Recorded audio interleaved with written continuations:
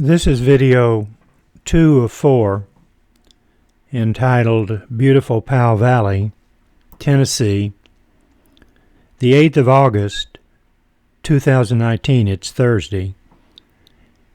Thursday evening. I started these videos from Big O's at about 4:30, I think it was. And I had the sun behind me since we're going east most of the time.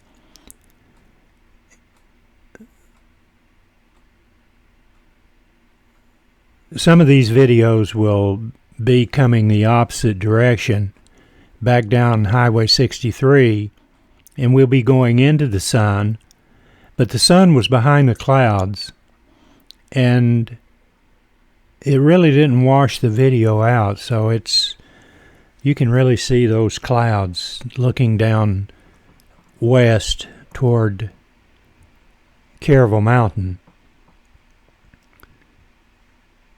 The reason I give a little bit of information about the directions we're traveling,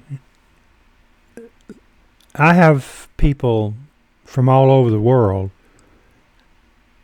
watch some of these videos that will never come to this area.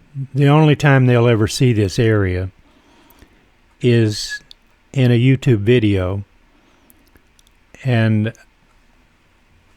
although you all know that I'm going on Back Valley Road, mainly we kind of turn to the left out here and we'll be going almost due east. But coming back down 63, coming back to La Follette, we'll be going west.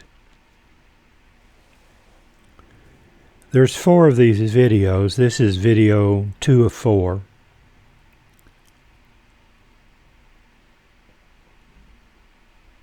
And I'm trying to think of enough things to say to have an audio track.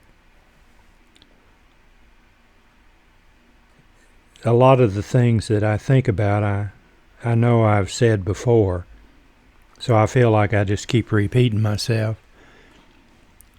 And I'll say again, this is a GoPro camera that I'm using, and I have it set on 1920 1080p, and I have it set on the super wide.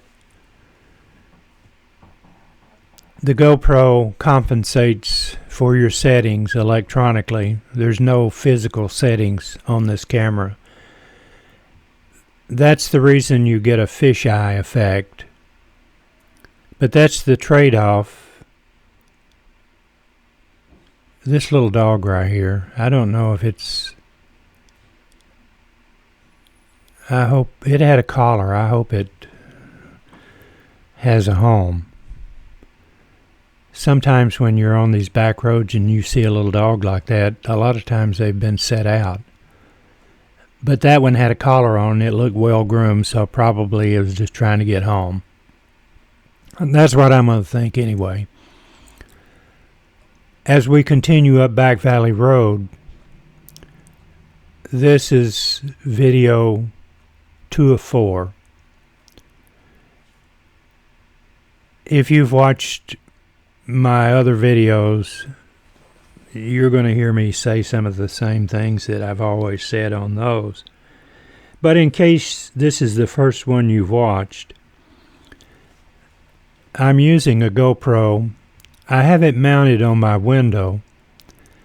I have some suction cups on my window, and some of the questions that people have asked, how is your camera staying so steady?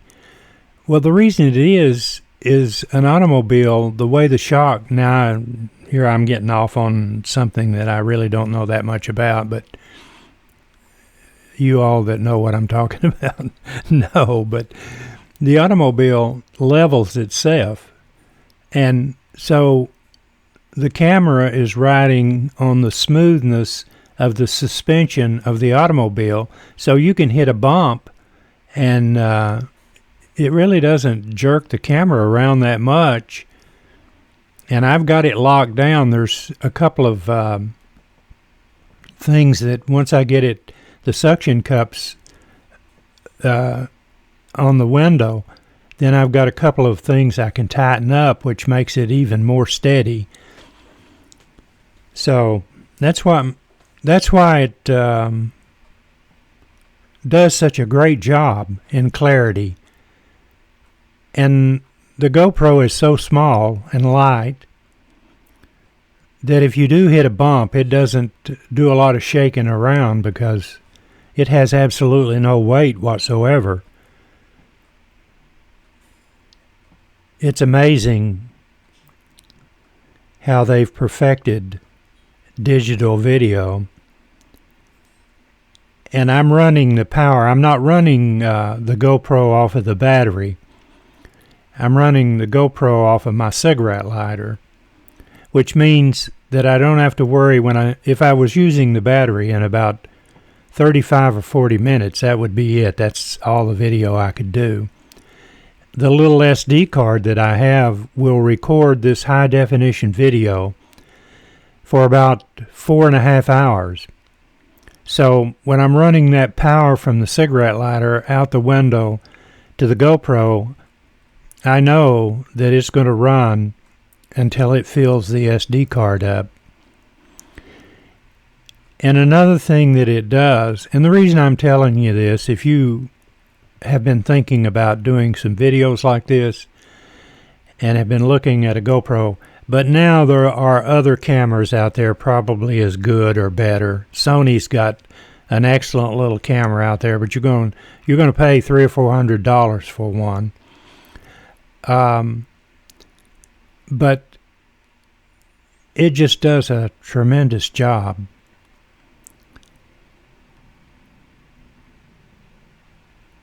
And I'm using an SD card, a little small SD card, which is about the half the size of a postage stamp. And every time I talk about it, I think, how in the world?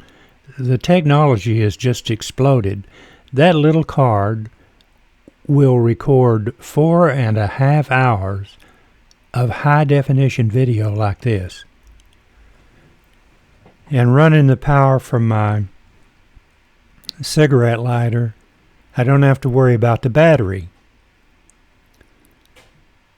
So if you're watching this video and you've been thinking, I'd like to do that. And if you live in an area, if you do it, let me know, because I'd love to watch your videos of your area, wherever you live. There's a little work involved, but not a lot. These road videos are easy to do, and when I say easy, of course you have to set up your equipment. But when I say easy, I have this clip in an editor, but I only have it in the editor until I can watch the video and do the audio. And then once I get the audio, I'll bring it into the editor and then compile it. So there's really no editing to do. And on 60 frames per second, and like I say, if I repeat myself, I've said this stuff so much. With the 60 frames per second, if, say, a deer jumped out in front of me, I could slow that video down to where you could almost see the reflection coming out of its eyes of your car coming up on it. The first video I did in this series of videos, which there's 4 of these, I stretched it out and slowed it down. It didn't change the quality. The only thing that it did that I was not satisfied with, so this one I decided I wouldn't slow it down, is the things that came up, especially the signs, because you can hit your space bar and you can read those. You can read a yard sale sign. But as it starts coming up to the side, I noticed a double image started to form, and I didn't like that. And as I say here, I have my coffee.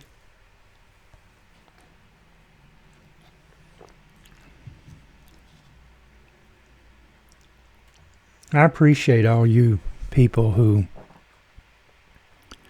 watch my road videos. These videos I do are the most popular things that I do. I used to do a little bit of vlogging, but I don't do a lot of that anymore.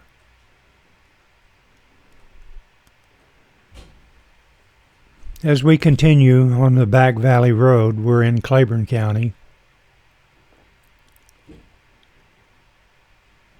But these videos do a good job of showing how pretty this valley is. Sometimes we forget exactly how spectacular this area is. You'll be driving, say, from La Follette to Harrogate, unless you just stop and take the time to look at it. A lot of times what I'll do, I'll look at it and try to look at it like I'd never seen it before. And if you were in this area for the first time, that's the way you would be looking at it. And we that know the area, when we look at these videos, we usually look for places we know. The people who are watching this video from foreign countries, they've never seen this before. And when I do these videos, I think of those folks, because I want to introduce them to a beautiful part of the world. And this is a beautiful part of the world. As we continue on the Back Valley Road, I'm sitting here this morning in my computer room doing the audio portion, trying my best to say enough to keep the audio going. I could just not say anything, but it's impossible to sit down in front of a microphone and not say something. Two, I probably don't want you to pick up any background noise. I know one time I did a video and I had to redo it because I had the television on in the background down the hallway, but you could hear a piece of music playing that was copyrightable. So YouTube would either place a content ID strike, which is not really a strike against you, if they but if it was a piece of work that was copyrighted and you didn't have the authority to put it on your YouTube video, you'd get a copyright strike. And if you get 3, they'll pull your account. You no longer have an account. I have no strikes whatsoever on my account, and I've had this YouTube account for years and years, and I have no strikes. If you've wondered about the videos that you do where you put a piece of music that is copyrightable, or that is copyrighted, what YouTube has is a content ID function. A song has a fingerprint. I call it a fingerprint. There's no 2 identical fingerprints for a piece of music. And it goes into a storage area where they keep all the music. Now, this is just rudimentary.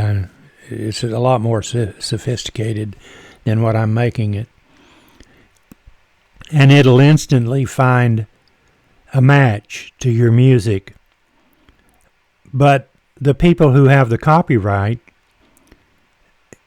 you relinquish your video to those people that have the copyright, and they let you use their song. But what they'll do is, if there's any ads appear on your video from YouTube, they get the royalties, or they can monetize your videos and you can't, which, is a fair trade-off.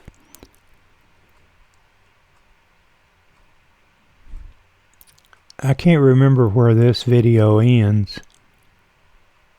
I don't know if it ends before we come to the stop sign out here and turn left to go back over towards 63. But this is video 2 of 4. I'm doing this audio Saturday morning at about 9 a.m. and I recorded this video Thursday, August 8th at about, I started about 4:30 in the afternoon, or in the evening, doing this video, which is a good time doing a video if you're going east, because the sunlight is just perfect for doing videos.